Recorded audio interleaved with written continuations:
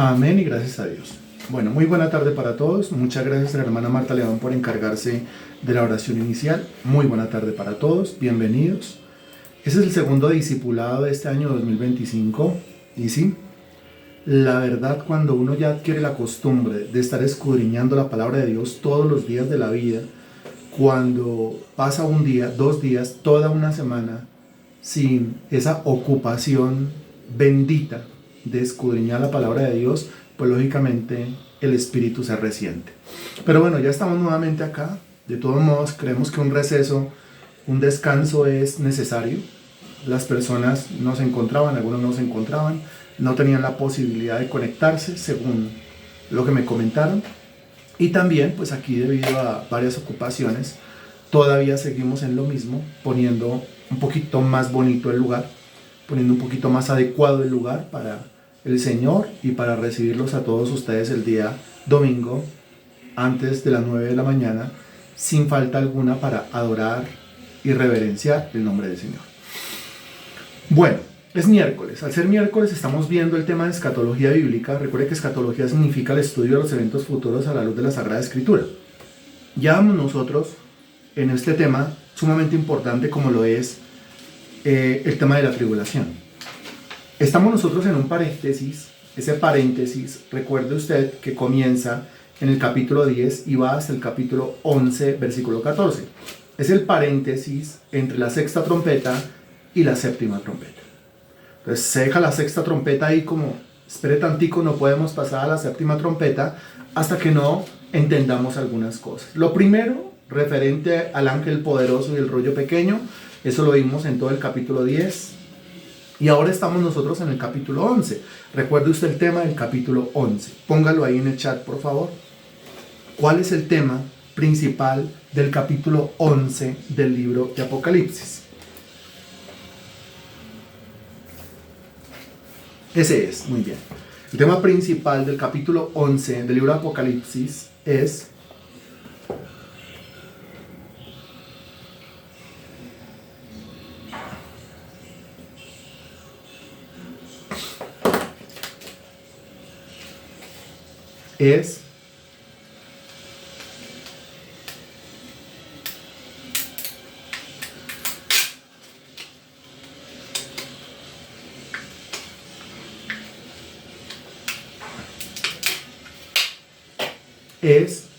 los dos testigos. Es el tema principal del capítulo 11. Muy bien. Los dos testigos. Muy bien. Y este tema del capítulo 11 se subdivide, dijimos nosotros, en 4 partes para su correcto estudio, ¿no? La primera parte se llama medición del templo. La segunda parte se llama aparición de los dos testigos. La tercera parte se llama asesinato de los dos testigos. Y la cuarta parte, la resurrección y traslado al cielo de los dos testigos. Ok. Personajes ficticios o personajes reales. Personajes reales. ¿Son parábolas? No son parábolas. ¿Son metáforas? No son metáforas. Son hechos reales. Estos dos testigos realmente aparecerán en algún momento de la historia. Ahora, ¿a dónde vamos? Buena pregunta, ¿cierto? Porque nosotros ya vimos la medición del templo. Nosotros ya vimos el versículo 1 y el versículo 2.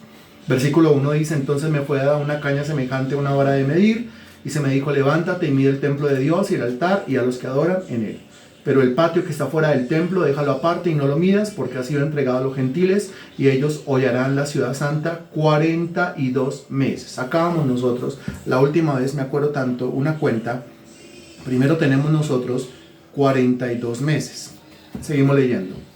El versículo 3 dice: y dará mis dos testigos que profeticen por 1260 días vestidos de cilicio. Entonces tenemos una cuenta de 1260 días vestidos de silicio. Y creo que ahí nos quedamos nosotros en la cuenta, porque hablamos de la equivalencia, ¿no? Entre 42 meses, 1260 días y 3 años y 6 meses. Y la conclusión es ¿cuál? A esa conclusión llegamos la última vez que tuvimos el año pasado nuestra clase de escatología. La conclusión a la cual llegamos es que 42 meses, 1260 días y 3 años y 6 meses son, regáleme la conclusión por favor, mientras yo tomo tinto. Salud.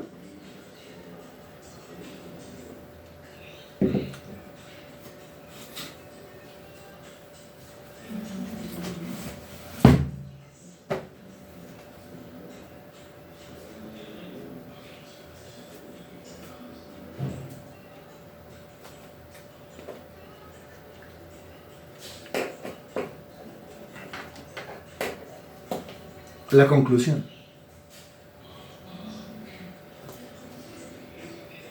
Recuerde, si usted está en un transporte público, está por la calle, usted no saque su celular del bolsillo, solamente escuche. Bueno, pero si usted está en su lugar, está en un aula y es responsable entonces de responder las preguntas que se están formulando. La conclusión, ojo la pregunta que yo acabo de hacer, no le presta atención a nadie más. Ya todo el mundo en su casita sabe que a esta hora usted está conectado con el Señor.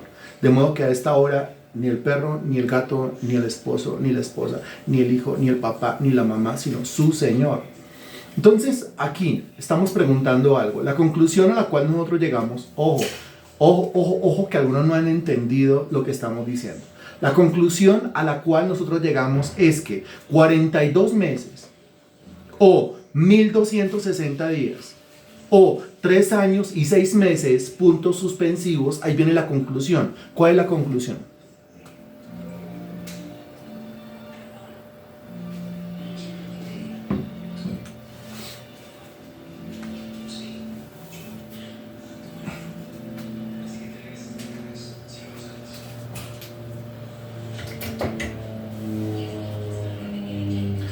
Exactamente, hermana Marta León. La conclusión, exactamente, María Sánchez. Exactamente, Ana Milena. Exactamente, a ver, ¿quién más contestó? ¿Quién más contestó? ¿Quién más contestó? ¿Quién más contestó? No, solamente, pero está cayendo en cuenta la pregunta que le estoy haciendo. Mire. 42 meses mencionados en el versículo, o 1260 días mencionados en el otro versículo, o 3 años y 6 meses mencionados en Daniel capítulo 9, son lo mismo. Es decir, 3 años y 6 meses está conformado por 42 meses, los cuales están conformados por 1260 días. ¿Está claro esto? Vuelvo a preguntarlo. 3 años y 6 meses está conformado por 42 meses, los cuales están conformados por 1260 días. ¿Está claro esto? Le pregunto yo a Mac Norris si lo tiene claro, le pregunto a Marta León si lo tiene claro, le pregunto yo a Denise, hola Denise, si lo tiene claro, le pregunto yo a Natalia si lo tiene claro, le pregunto yo a Gloria si lo tiene claro, le pregunto a Juan Esteban si lo tiene claro, le pregunto a Ana Milena si lo tiene claro, le pregunto a Diva si lo tiene claro, le pregunto a la señora Zoila si lo tiene claro, le pregunto a María Sánchez si lo tiene claro, le pregunto a Magda Xiomara si lo tiene claro, le pregunta a Walter si lo tiene claro. ¿Está claro esto? ¿Sí o no? Ok. Esta preguntadera es con el fin de que interactuemos. Muy claro, está sumamente claro. Ok, muy bien. Esa fue la cuenta a la cual nosotros llegamos. ¿Por qué? Porque este es el contexto o este es el escenario en el cual los dos testigos van a operar. ¿Sí? Todavía no nos hemos metido con la identidad de los dos testigos. Aunque algunos ya estarán, ese es este y este es este y el otro es el otro. Sí, pero un momentico, porque primero usted tiene que revisar el escenario, el contexto, el tiempo en el cual van a aparecer los dos testigos. Ok, muy bien. Entonces daré a mis dos testigos que profeticen por 1260 días vestidos de silicio. Estos dos tendrán la tarea de profetizar. Según 1 Corintios capítulo 14, el que profetiza habla a la iglesia o habla a los hombres para 3 cosas. Regáleme las 3 cosas en el chat. El que profetiza habla a las personas con el fin de. Ese es el fin de la profecía. Usted me regala esa respuesta y continuamos, por favor.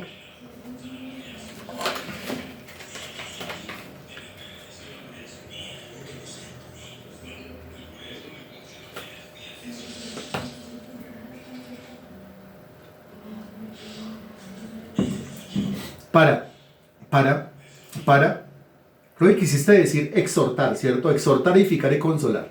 Para edificar, exhortar y consolar. Ahí lo tiene usted, muy bien. Edificar, muy bien. Exhortar.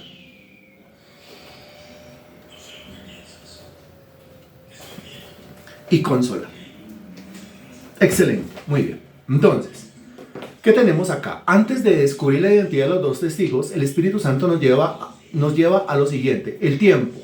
¿Durante cuánto tiempo van a profetizar? Van a profetizar durante 3 años y 6 meses, que son 42 meses, que son 1260 días. Eso debe estar claro.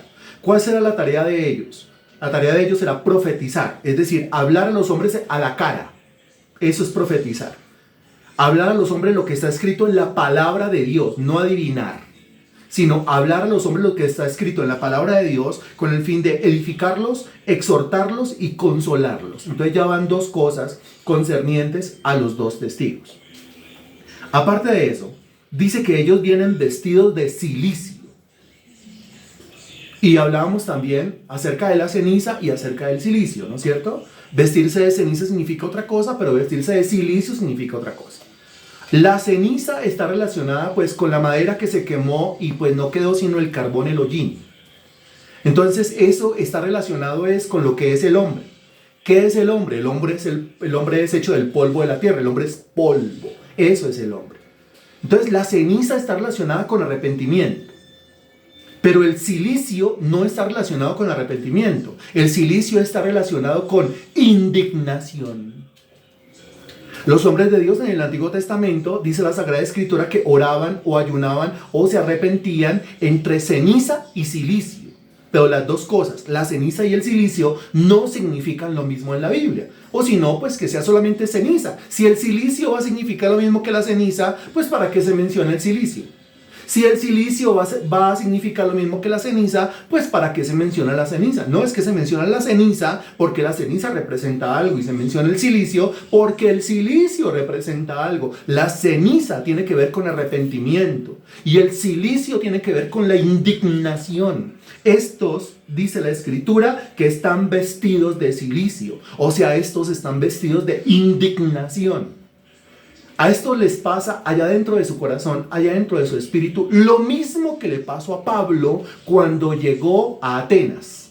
Acuérdese, ¿qué le pasó a Pablo cuando llegó a Atenas? Dice que vio toda la ciudad entregada a la idolatría y algo pasó allá dentro de su corazón, algo pasó allá dentro de su alma, algo pasó allá dentro de su espíritu. ¿Qué fue lo que pasó? A ver quién se acuerda de ese versículo. A ver quién se acuerda de ese texto. ¿Se acuerda? A ver quién se acuerda. Échele cabecita, échele cabecita. ¿Qué pasó? Dice que, ¿cuál es la palabra clave ahí? No es la palabra indignación. Ahí está, muy bien, Marta León. Dice que se enardeció. Dice que su espíritu se enardeció.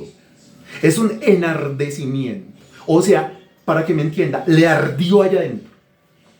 Le ardió allá adentro quiere decir que le dolió allá adentro.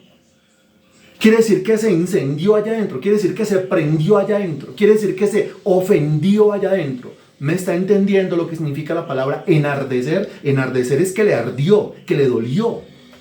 Enardecer es que se indignó por lo que estaba viendo. Estos dos entonces vienen vestidos de silicio, o sea, vienen vestidos de indignación, o sea, vienen vestidos de enardecimiento, o sea, estos dos vienen ardidos, vienen ofendidos por lo que están viendo que está pasando. Ahora, ¿qué está pasando?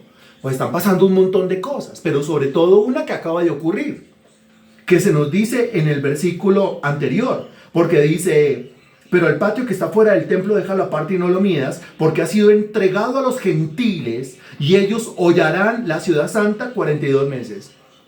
El tema es que a estas alturas de la tribulación, la ciudad santa, que es Jerusalén, fue invadida por los gentiles, o sea, fue invadida por el anticristo y por los ejércitos del anticristo. Ellos están hollando o pisoteando Jerusalén y están hollando y pisoteando las cosas santas, las cosas pertenecientes a Dios. Ahí es cuando se comete la abominación desoladora. Ahí es cuando el templo de Jerusalén es profanado, porque recuerde que el anticristo, que es el hombre de pecado, que es el hijo del diablo por excelencia, pues va a entrar al templo y se va a autoproclamar Dios. Y va a decir: aquí no se va a recibir más adoración, sino la adoración que me tienen que dar es a mí, punto. Y el que no me adore a mí, pues lastimosamente se le va a cortar la cabeza, que será el método de ejecución preferido del anticristo. Eso se va a aclarar un poquito más cuando transcurran 2 capítulos más en Apocalipsis, es decir, cuando lleguemos a Apocalipsis capítulo 13 se va a aclarar un poquito más. Por ahora, recoja todos estos datos ahí en su cuaderno y recoja todos estos datos ahí en su memoria. Entonces, como la ciudad santa fue hollada, como la ciudad santa está siendo pisoteada, como el templo está siendo profanado, como ocurre la abominación desoladora, aparecen estos 2 testigos y están vestidos de silicio. ¿Entiende usted la indignación de los 2 testigos? ¿Entiende usted el enardecimiento de los dos testigos? ¿Entiende usted por qué los dos testigos están ardidos? ¿Por qué están ofendidos? ¿Lo entiende? ¿Se está entendiendo claramente? Le pregunto a todos los que a esta hora están conectados. ¿Se entiende o no se entiende esa indignación? Por supuesto que se entiende. Sería la indignación normal de un hijo de Dios cuando ve un mundo entregado a la inmundicia. La indignación normal de un hijo de Dios cuando ve el mundo entregado al vicio, cuando ve el mundo entregado a la mentira, cuando ve el mundo entregado a la abominación, a la idolatría, etc. Es la actitud o la reacción normal de un hijo auténtico de Dios cuando ve que este mundo es rebelde a Dios y camina en dirección contraria a Jesucristo. ¿Ok? Eso es lo que se nos dice. Entonces, por ahora, tenemos nosotros 1, 2 y 3 datos concernientes a los dos testigos. ¿Cierto? El primer dato tiene que ver con el tiempo, el segundo dato tiene que ver con la tarea y el tercer dato tiene que ver con la motivación de ellos, o sea, la indignación, o sea, el cilicio. Bueno, seguimos leyendo acá. Seguimos leyendo acá. El versículo 4 dice, estos testigos son los 2 olivos y los 2 candeleros que están en pie delante del Dios de la tierra. Muy bien. Aquí hay unos datos importantísimos. Otro dato que se nos da es que son 2. ¿No? Si el Señor dice que son 2, no es 1. Si el Señor dice que son 2, no son 3. O sea, el Señor es muy literal en todo lo que dice. Si son 2, son 2. Si son 42 meses, son 42 meses. Si son 1260 días, son 1260 días. Si son 3 años y 6 meses, pues son 3 años y 6 meses. Una característica de la profecía bíblica es que tiene un cumplimiento literal. La profecía es anunciada y se cumple literalmente. Cuando, por ejemplo, en Miqueas se habla del nacimiento de Jesús en la ciudad de David, que es Belén, pues el nacimiento de Jesús fue en la ciudad de David, que fue Belén. Cuando la profecía dice, hallarás al niño envuelto en pañales, pues el niño se encontró envuelto en pañales en un pesebre. Así, el cumplimiento es literal. A eso usted no le ponga ni nada metafórico, ni nada parabólico, en el sentido de la parábola, y no le ponga ninguna clase de interpretación anexa a eso, ninguna clase de simbolismo o ninguna clase de tipología en el cumplimiento. Si Dios dice que es blanco, es blanco. Si Dios dice que es negro, es negro. Si Dios dice que son 42 meses, eso es. Si Dios dice que son 2, pues son 2. Lo que el Señor nos dice de ellos en el versículo 4 es que estos testigos, note, son testigos, otra cosa que se nos dice, son muchas, son testigos. Para ser testigo quiere decir que presenció, quiere decir que vio, quiere decir que escuchó. Entonces lo que viene a decir le consta. Esa es la característica de un testigo. Recuerde que en un sentido usted y yo somos testigos, ¿cierto? Recibiréis poder cuando haya venido sobre vosotros el Espíritu Santo y me seréis testigos. Hechos de los Apóstoles, capítulo 1, versículo 8. En un sentido somos testigos. O sea, yo soy testigo, ¿pero de qué soy testigo? Pues yo soy testigo de lo que Dios ha hecho en mi vida. Eso es lo que yo puedo testificar.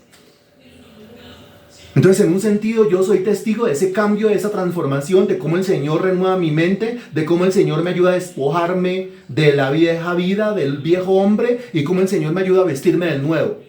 Yo soy testigo de lo que ha pasado en mi vida, pero no solamente de lo que ha pasado en mi vida, también soy testigo de lo que ha pasado en la vida de personas que yo conozco. Estoy lleno de un montón de testimonios. Soy testigo de que la palabra de Dios no vuelve al vacío. Y eso es lo que yo debo predicar. Y eso es lo que yo debo anunciarle a todo el mundo. Yo soy testigo de esas cosas.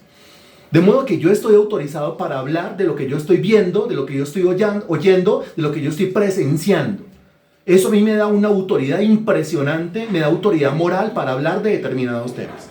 Si no tengo yo la autoridad moral porque no he presenciado, porque no he visto, porque no he escuchado, porque no he experimentado ese poder de Dios, entonces cuando yo hablo parece que estaré echando un cuento, parece que estaría yo echando un cuento. ¿Sí? Esa es la diferencia entre una persona que habla y otra persona que habla, o esa es la diferencia entre un predicador y otro predicador. Hay predicadores que cuando hablan parece que estuvieran echando cuentos, y hay otros que usted les ve tanta certeza, tanta convicción, tanto poder de convencimiento, porque lo que están diciendo ellos mismos lo están viviendo. Porque lo que están diciendo ellos lo han presenciado, repito, lo han visto, lo han oído, lo han experimentado, lo han vivido. Esa es la diferencia entre uno y el otro. Estos dos son testigos.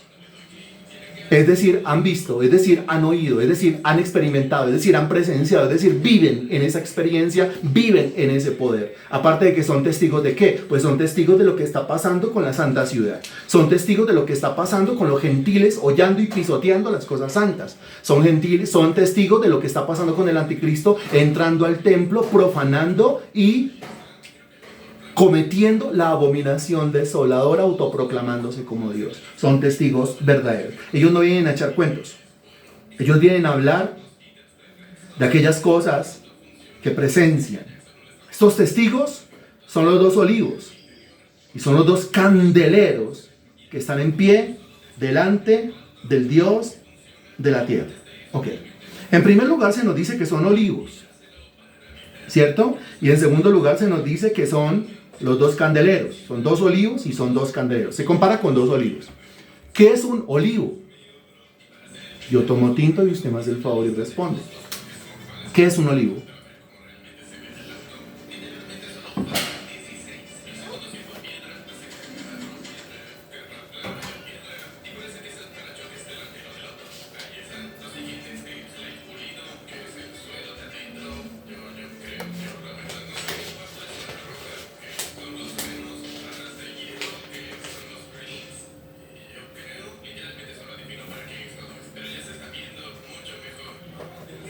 Un olivo es un árbol, excelente. Un olivo es un árbol. Es un árbol que produce olivas, eso es, muy bien. Es un árbol que produce un fruto. Y ese fruto se llaman las olivas. De las olivas se extrae una serie de productos. El más famoso, el más conocido, el más comercial, ¿es cuál? Es el aceite. El aceite que se extrae de las olivas que son producidas por un árbol, ¿sí?, llamado olivo. Okay. Entonces, cuando se menciona en la Biblia el olivo, lo primero que se nos viene a nosotros a la mente son las olivas y después se nos viene a la mente pues el aceite. Se dice que estos dos son olivos, relacionados ¿con qué? Con el aceite. Cuando se habla del aceite, pues en la Biblia nos acordamos de un símbolo del Espíritu Santo, que es el aceite, ¿cierto? Ese aceite pues representa la unción. Es decir, son dos ungidos, dos personas ungidas. La unción se derrama sobre una persona con el fin de habilitarla, capacitarla, autorizarla para hacer una tarea. Entonces, cuando dice que son los dos olivos, lo que está diciendo es que están ungidos. Lo que está diciendo es que están autorizados. Lo que está diciendo es que están capacitados, que están habilitados. ¿Habilitados por quién? ¿Quién los habilitó? ¿Quién los capacitó? ¿Quién los autorizó? ¿Quién los empoderó? ¿Quién los envió a realizar esa tarea? Pues el que lo hace es Dios. Dios, el Espíritu Santo. Tienen la unción del Espíritu Santo sobre ellos. De modo que la tarea de ellos es profetizar durante 42 meses, que son 1260 días, que son 3 años y 6 meses. Pero, ¿de qué depende el éxito de esa tarea? El éxito de esa tarea depende, porque ellos van a profetizar, ellos van a hablar. Pero el éxito de esa tarea consiste en la unción que Dios puso sobre ellos para que realicen la tarea. Entonces, dése cuenta que yo puedo tener el talento, la habilidad, la capacidad o el don para realizar, ¿sí?, una tarea.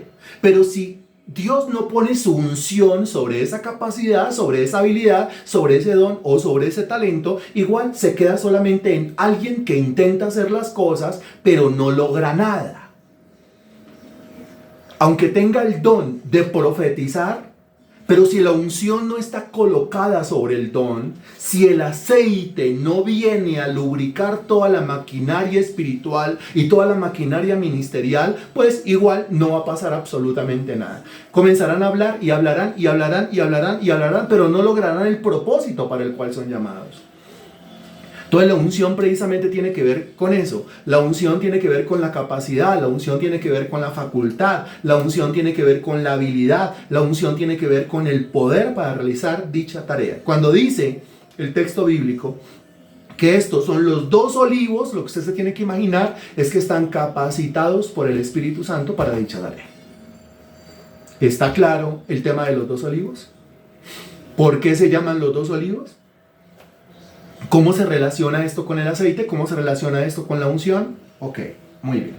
Aparte, se dice en el mismo texto que aparte de ser dos olivos, pues son los dos candeleros. Dos candeleros. Y entonces cuando hablamos de un candelero, lo primero que se nos viene a la cabeza es ¿qué? Lo primero que se nos viene a la imaginación es ¿qué? Candelero.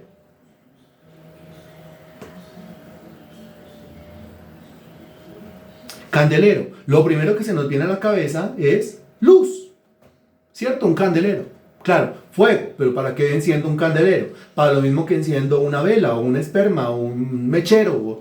¿Para qué? Para luz. Un candelero. Luz. Entonces, por un lado, están ungidos. Y por el otro lado, son candeleros. O sea, luz. Ahora, cuando se habla de la luz, a usted le queda muy fácil responder esto. Cuando se habla de la luz, usted inmediatamente lo conecta con ¿qué? ¿Cuál es la luz de ellos dos? ¿Cuál es la luz de estos dos testigos? Pues la luz de estos dos testigos es la misma luz nuestra. La misma luz que es para nosotros es la misma luz que será para ellos. ¿Y esa luz es cuál?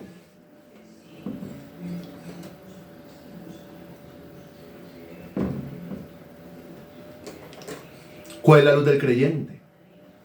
¿Cuál es la luz del cristiano? La luz del cristiano, la luz del cristiano, la luz del cristiano, la luz del cristiano, lámpara es a mis pies tu palabra y lumbrera mi camino. La luz del cristiano es la palabra de Dios, el conocimiento, es el evangelio. Esa es la luz del cristiano. Esos son dos candeleros. Y al ser dos candeleros quiere decir que vienen llenos de conocimiento de la palabra de Dios, llenos de conocimiento del evangelio, o sea, llenos de conocimiento de Jesucristo. Entonces, por un lado vienen llenos de aceite, por el otro lado vienen llenos de luz. ¿Se cuenta? Otra vez se lo repito. Por un lado vienen llenos de aceite, por el otro lado vienen llenos de luz. Así como Dios quiere que nosotros estemos siempre. Que estemos llenos de aceite y que estemos llenos de luz. Si yo estoy lleno de luz, lo que va a salir por mi boca será la palabra de Dios. Si yo estoy lleno de aceite, en la medida en que yo abra mi boca y exponga la palabra de Dios, pues esa exposición se va a ir a clavar en cada mente, en cada corazón y en cada voluntad y va a poder fluir el conocimiento. Porque a veces yo estoy lleno de luz, estoy lleno de conocimiento, pero como la unción no fluye, el aceite no fluye, pues todo el conocimiento que tengo allá adentro se represa, se estanca y no sale, y no fluye.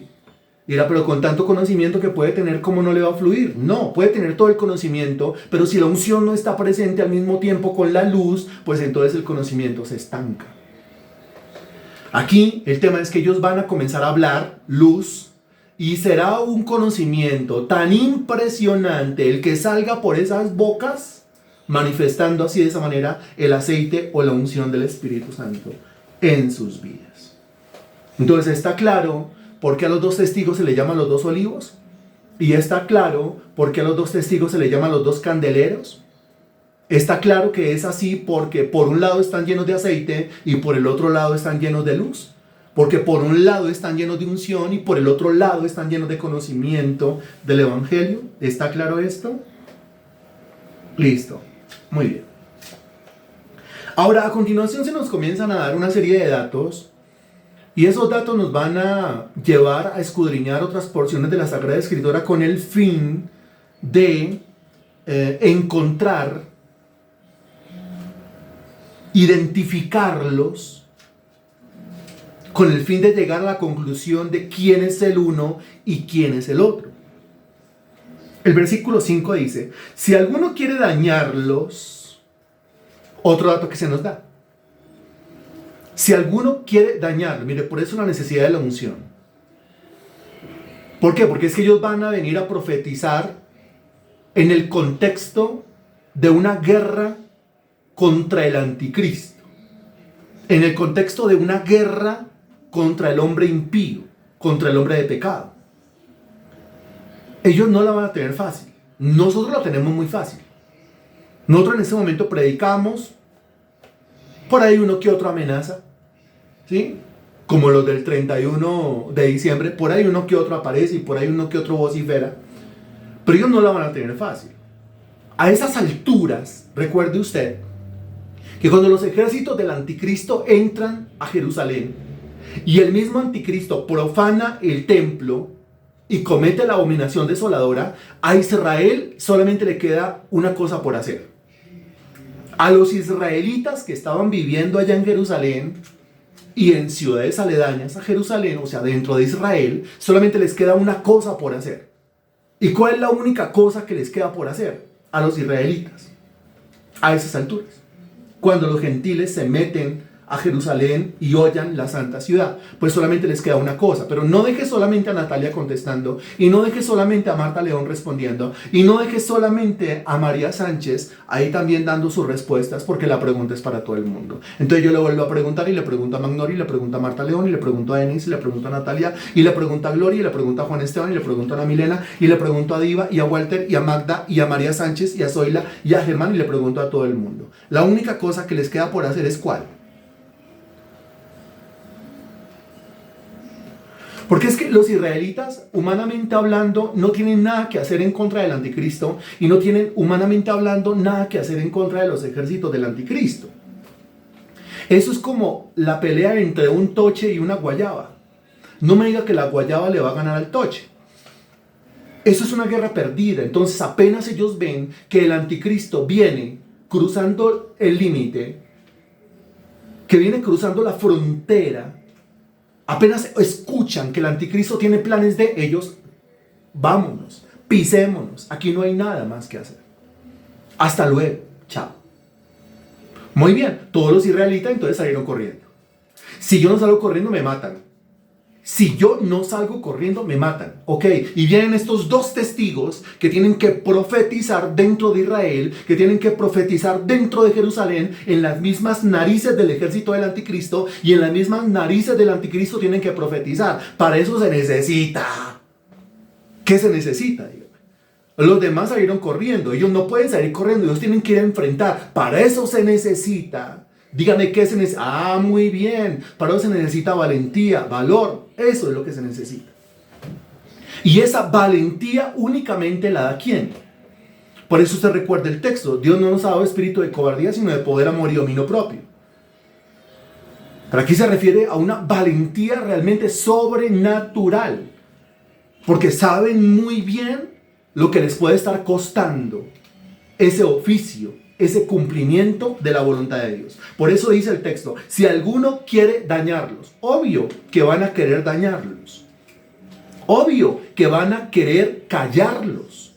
Obvio que van a querer matarlos. Pero dice el texto, si alguno quiere dañarlos, sale fuego de la boca de ellos y devora a sus enemigos.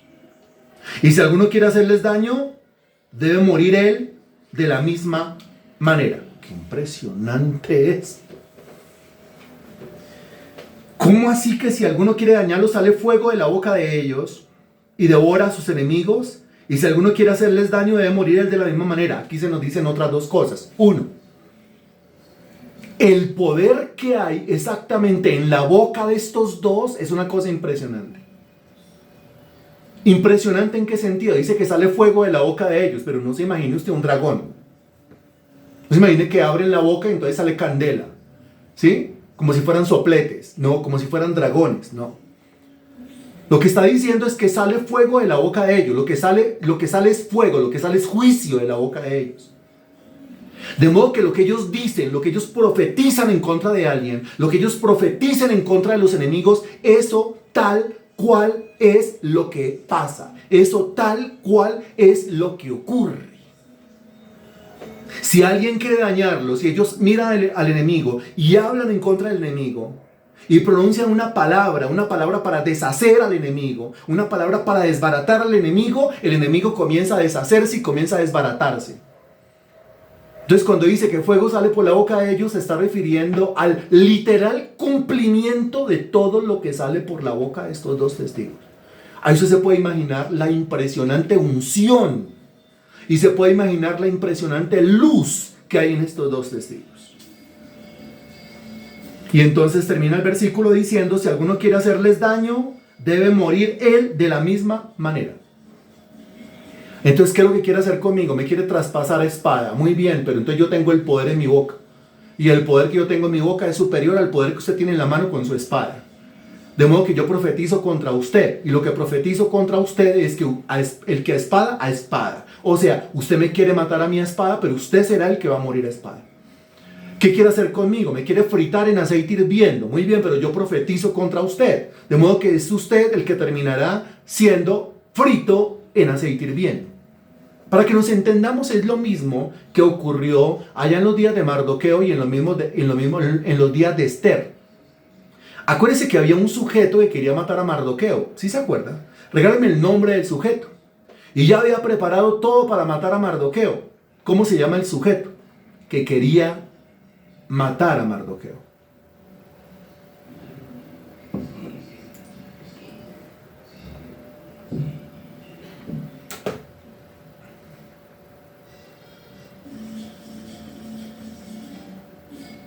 Sí, Amán.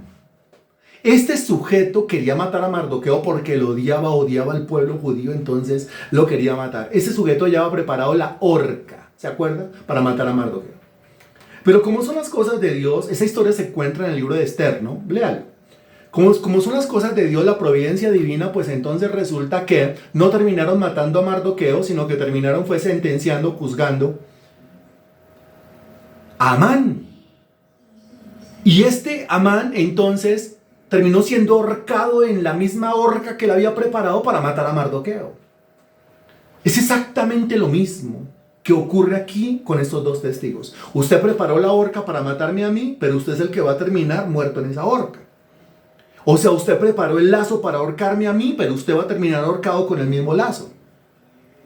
Usted preparó una cáscara de plátano para que yo resbalara, pero usted es el que va a resbalar con la cáscara de plátano. Usted preparó la guillotina para matarme a mí, pero a usted le van a cortar la cabeza en esa guillotina. Así de impresionante será el respaldo divino a favor de estos dos testigos. Ahora, así de impresionante será el respaldo divino a favor de estos dos testigos durante el tiempo que Dios ha establecido que debe durar el ministerio de ellos dos. ¿Cuánto es el tiempo que Dios ha establecido que debe durar el ministerio de estos dos? Regálemelo ahí, por favor. Exactamente es 3 años y medio. O sea que Dios dice, mire, yo voy a estar con ustedes y el enemigo no los va a poder tocar. Y ustedes van a ser invencibles durante 42 meses, que son 1260 días, que son 3 años y 6 meses. Cuando se haya cumplido ese tiempo, el ministerio de ustedes habrá terminado. Y cuando haya terminado el ministerio de ustedes, pues ustedes tendrán que salir de la escena. O sea, yo los entregaré en manos del enemigo y el enemigo los va a tocar. Porque aquí lo importante, mire, lo importante ni siquiera es preservar la vida del testigo, sino que lo importante es que el testigo cumpla el ministerio para el cual Dios lo llamó. Porque a veces yo quiero que Dios me mantenga en integridad, en salud, en prosperidad, pero Dios dice, ¿pero para qué? ¿Está entendiendo para qué es? Y yo digo, sí Señor, para yo estar bien. No. Sí Señor, para yo ser feliz. No. Sí Señor, para yo tener estabilidad. No. Sí Señor, para yo tener progreso. No. Yo le estoy dando ese progreso, esa salud, esa estabilidad, esa integridad e integralidad, pero para que usted durante el tiempo de esa prosperidad, del tiempo en el cual es intocable, del tiempo en el cual tiene salud, usted me sirva a mí. Porque si usted no me sirve a mí, entonces no me sirve a mí. A ver, es un juego de palabras. ¿Quién me lo está entendiendo? Si usted no me sirve a mí, entonces no me sirve a mí. Y si ya no me sirve a mí, pues entonces ¿para qué vive? Pues entonces ¿para qué está? Que a veces creemos que estamos en esta tierra es para, no pues, para ganar plata y para estar bien y para ser felices y para darle deleite a nuestro corazón y para estar sanos y para estar contentos y para estar bendecidos y para progresar y salir adelante, y para eso creemos que estamos en esta tierra, a lo cual Dios dice no, yo le proveo a usted un escenario de provisión, de progreso, de salud. Yo le proveo a usted un escenario de protección en el cual el enemigo no lo va a poder tocar a usted. Como lo dice Lucas 10:19, os doy potestad de hollar sobre serpientes y escorpiones y sobre toda fuerza del enemigo y nada os dañará. Nada lo dañará mientras que usted cumpla el ministerio, mientras que usted cumpla el servicio. Será usted invencible, será usted intocable. Mejor dicho, como dice Ageo, es que el que os toca, toca a la niña de mis ojos. Entonces yo haré que usted sea intocable, pero mientras que usted cumple el ministerio, porque si usted no está cumpliendo el ministerio, entonces no me está sirviendo. Y si no me sirve, pues no me sirve. ¿Me entiende el juego de palabras, cierto? Si no sirve, no me sirve. Si no sirve, no me sirve su progreso, no me sirve su prosperidad, no me sirve su salud, no me sirve que tenga plata, no me sirve. Ok, es un juego de palabras. Entonces, qué impresionante que estos dos serán invencibles durante 42 meses, que son 1260 días, que son 3 años y 6 meses. Invencibles. Nadie los toca. Ni el anticristo. Ahí se les venga encima, no puede. Y es el mismo hijo del diablo poseído por el mismo, pero no puede. Y no pueden los ejércitos del anticristo. Es más, los ejércitos del anticristo no se meten con ellos dos. ¿Cómo quiere que me meta con esa gente? Pues no son sino dos, sí, son dos, pero cada vez que abren la boca causan estragos aquí entre nosotros. Lo mejor es no sacar la piedra de esos dos. Qué impresionante esto, ¿no le parece? Ahora el versículo 6 dice, estos tienen poder, note, dice que tienen poder para cerrar el cielo a fin de que no llueva en los días de su profecía. Entonces aquí comenzamos a identificarlos. Porque se nos dan características. El conocedor de la Biblia rápidamente se acordará. Tienen poder para cerrar el cielo a fin de que no llueva en los días de su profecía. ¿Qué personaje de la Sagrada Escritura fue el que oró para que no lloviera y no llovió durante 3 años y 6 meses? Y a los 3 años y 6 meses, el hombre volvió a orar para que lloviera y llovió. ¿Qué personaje? Exactamente ese, muy bien. Muy bien. Su recuento, no su historia, sino el recuento histórico, lo encuentra usted en la carta de Santiago. Ubíquese ahí, carta de Santiago. En el capítulo 5. En el versículo 17. Santiago capítulo 5, versículo 17, para que todo quede con el respaldo bíblico.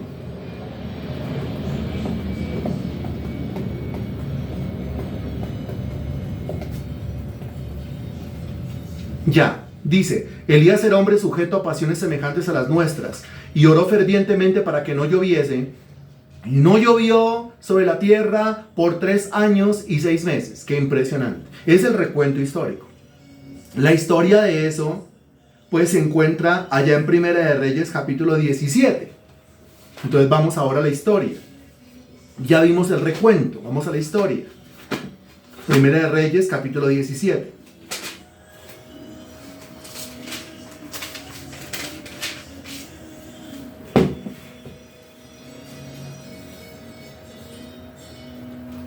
Y el versículo 1 dice, entonces Elías Tisbita, que era de los moradores de Galaad, dijo a Acab, vive Jehová, Dios de Israel, en cuya presencia estoy, que no habrá lluvia ni rocío en estos años, sino por mi palabra. En estos años, sino por mi palabra. Y aunque Primera de Reyes, capítulo 17, versículo 1, solamente dice estos años, pero no dice cuántos años, no dice cuánto tiempo exactamente, pues el texto que usted ya leyó en Santiago capítulo 5, versículo 17, sí dice exactamente durante cuántos días no llovió en los días de Elías. ¿Me recuerda, por favor? ¿Durante cuántos días no llovió en los días de Elías? ¿Durante cuántos días se cerró el cielo en los días de Elías? Escríbalo ahí, por favor.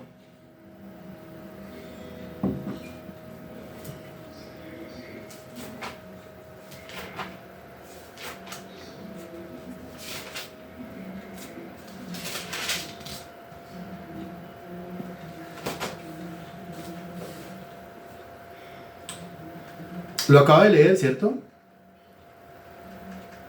Lo acaba de leer. No, pero lo acaba de leer. Lo acaba de leer usted en Santiago 5:17. Entonces, si lo acaba de leer en Santiago capítulo 5, versículo 17, pues ¿por qué las respuestas que están apareciendo? Le va a tocar que vaya otra vez a Santiago capítulo 5, versículo 17, por favor. Vaya a Santiago 5:17, vuelva a leer y dígame exactamente durante cuánto tiempo, en una sola frase, por favor. En una sola frase, durante cuánto tiempo no llovió en los días de Elías. ¿Cuánto tiempo? Ahí dice claramente, Santiago 5:17, ¿cierto? No son 3 años. Ahí no dice 3 años. En ningún lado dice 3 años, dice 3 años y 6 meses.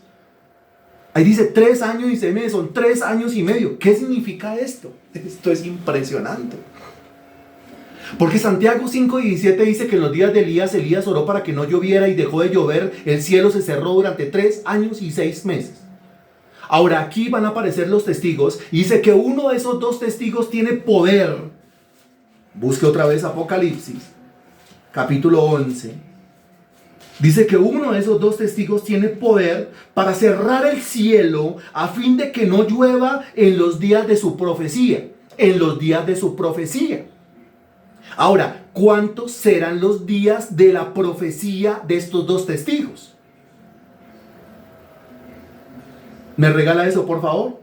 ¿Cuántos serán los días? Y regáleme eso, por favor, en días, en meses y en años, en un solo párrafo, si es tan amable. Gracias. En un solo párrafo, regálemelo en días, regálemelo en meses y regálemelo en años. Para que quedemos claros.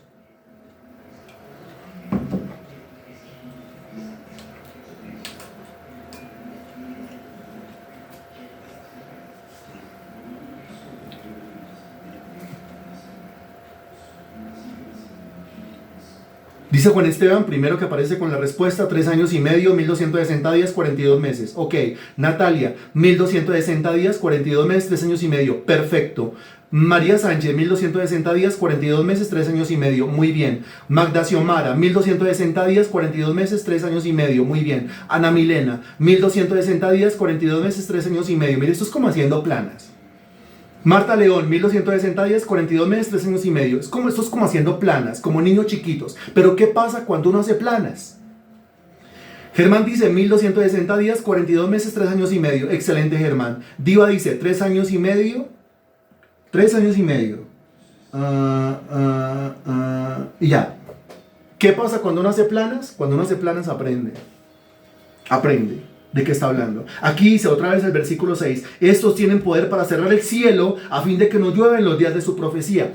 ¿Cuántos serán los días de su profecía? Que 1260, que 42 meses, o sea, 3 años y medio. Los mismos 3 años y medio que se cerró el cielo en los días de Elías, según Primera de Reyes capítulo 17 versículo 1 y según el recuento que se hace en Santiago capítulo 5 versículo 17. O sea que nada en la Sagrada Escritura está escrito porque sí. Si aparece Elías en Primera de Reyes 17 desafiando a Acab y a Jezabel, orando para que no llueva, se cierra el cielo. Algunos dicen durante 3 años, Santiago dice no fueron 3 años, 3 años y 6 meses, eso me está anunciando. Eso históricamente ocurrió, pero me está anunciando proféticamente que este será el testigo mencionado en Apocalipsis capítulo 11, versículo 6. ¿Está claro? Le pregunto, ¿está claro quién es el primero de los testigos? Está muy claro. O sea, es que Elías vino y a través de Elías eso ya se hizo. Elías vino, 1 Reyes 17:1, y en los días de Elías eso ya se había hecho. En los días de Elías, Elías oró para que no lloviera y no llovió durante 1260 días, 42 meses, 3 años y medio. Eso ya pasó. Ahora Él va a venir y va a ocurrir lo mismo. Y durante el mismo marco de tiempo. ¡Qué impresionante esto! Ahora, después del punto y coma en el versículo 6 dice, y tienen poder sobre las aguas para convertirlas en sangre y para herir la tierra con toda plaga cuantas veces quieran. Entonces yo le pregunto, ¿qué personaje de la Sagrada Escritura apareció en algún momento de la historia que tenía poder sobre las aguas para convertirlas en sangre? Y a partir de la conversión del agua en sangre se desplegaron una serie de plagas sobre los hombres impíos. Ese es uno solo. ¿Cómo se llama ese hombre? Ese se llama Moisés. Muy bien. Y eso de la plaga, pues usted lo encuentra en Éxodo capítulo 7, versículo 20. Búsquelo, por favor. Éxodo capítulo 7, versículo 20.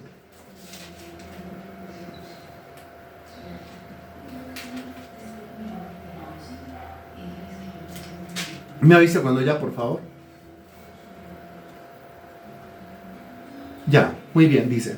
Moisés y Aarón hicieron como Jehová lo mandó, y alzando la vara golpeó las aguas que había en el río en presencia de Faraón y de sus siervos, y todas las aguas que había en el río se convirtieron en sangre. Asimismo los peces que había en el río murieron, y el río se corrompió tanto que los egipcios no podían beber de él, y hubo sangre por toda la tierra de Egipto. Esto es lo que dice Apocalipsis, que tiene el poder para convertir el agua en sangre. Pero no solamente dice que tiene el poder para convertir el agua en sangre, sino que aparte dice que tienen poder para desatar toda una serie de plagas. Ahí lo dice, para herir la tierra con toda plaga. Porque a continuación de eso, por ejemplo, Éxodo capítulo 8, versículo 1, el título, la plaga de ranas. Éxodo capítulo 8, versículo 16, el título, la plaga de piojos. Éxodo capítulo 8, versículo 20, el título, la plaga de moscas. Éxodo capítulo 9, versículo 1, la plaga, la muerte del ganado. Éxodo capítulo 9, versículo 8, el título, las úlceras. Éxodo capítulo 9, versículo 13, la plaga del granizo. Éxodo capítulo 10, versículo 1, la plaga de langostas. Éxodo capítulo 10, versículo 21, la plaga de la oscuridad. Éxodo capítulo 11, versículo 1, la plaga de la muerte del primogénito. Plagas y plagas y plagas y plagas. No cabe la menor duda de quién es este individuo. Este individuo es Moisés. Ahora aquí se dice en el versículo 6 que estos tienen poder para cerrar el cielo, ya sea que Elías conserve su poder para cerrar el cielo y abrir el cielo, y que Moisés conserve su poder para desatar toda clase de plagas sobre los hombres, o que los dos tengan en ese entonces, debido a la unción, la facultad para los dos hacer lo mismo. Es decir, Moisés también orar para que se cierre y se abra el cielo, y Elías también orar para que vengan una serie de plagas sobre los hombres. O que Elías se dedique a una cosa y Moisés se dedique a la otra cosa. A la conclusión a la cual llegamos es que es irrefutable y está muy claro a la luz de la Sagrada Escritura quiénes serán estos dos testigos. Estos dos testigos serán Elías y estos dos testigos serán Moisés. Ahora, Elías y Moisés, sí. Si quieres saber más de esto, no se pierda la exposición que vamos a tener dentro de 8 días. Porque acuérdese usted que Elías no vio muerte. Acuérdese usted que Elías fue llevado en un torbellino, en carros de fuego, fue llevado al cielo. ¿Cierto? En un torbellino fue llevado al cielo. No vio muerte. Y acuérdese usted lo de Moisés. De Moisés se nos dice que él subió un monte, se nos dice que murió y que su cuerpo lo llevó Dios. Pero que nadie sabe dónde está su cuerpo. Nadie sabe dónde está su cuerpo, solamente Dios.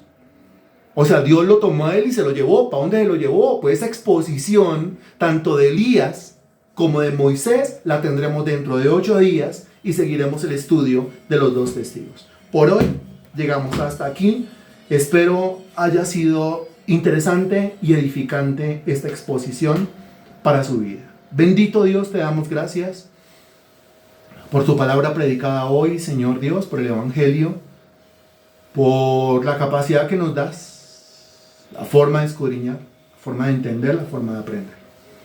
Te damos gracias porque nos llevas a abrir la Biblia y porque todo salta delante de nuestros ojos y todo se aclara en nuestra cabeza. Te damos infinitas gracias, Dios, por la presencia de tu Santo Espíritu entre nosotros, mi Dios, por la luz, pero también por el aceite, por el conocimiento, pero también por la unción, Señor. Te doy gracias por el olivo, pero también te doy gracias por el candelero. Y te doy gracias por la manera como tú nos hablas y como retornamos, Señor Dios, a estos discipulados en este año 2025.